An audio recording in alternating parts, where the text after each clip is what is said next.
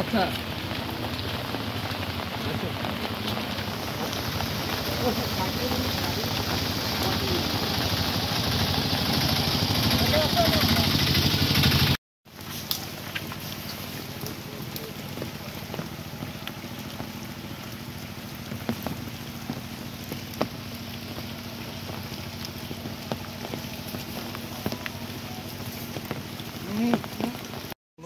কোচিংয়ের কারণেই পুরো সব এলোমেলো করে ফেলে, নাহলে আপনাদের এত জবাবদিহিটা দিতে হইতো না, আমরাও কিন্তু এত মায়ের বুক খালি হইতো না।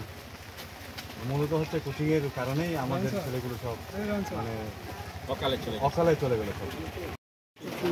একটু যদি মানে সামান্য যদি আপনারা একটু মানসিক শক্তি বা সাপোর্টে পেয়ে থাকেন বলে মনে করেন, সেটাই আমাদের প্রাপ্তি। এখানে মানে আমি একটা কথাই সবসময় বলতে চাই যে এয়ারফোর্স, এই এয়ারফোর্স আমাদের না, শুধু এয়ারফোর্স, এয়ারফোর্স বাংলাদেশের সবার। এই এয়ারফোর্স জনগণের, এই এয়ারফোর্স পুরো বাংলাদেশের।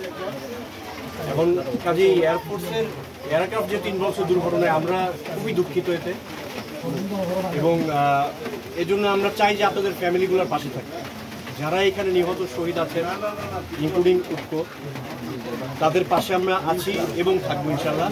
আপনারা যদি কখনো মনে করেন যে আমাদের কোনো সাপোর্ট আপনাদের প্রয়োজন বা অন্য কোনো ধরনের সহায়তা, প্লিজ ফিল ফ্রি, কোনো হেজিটেট করবেন। এটা আমরা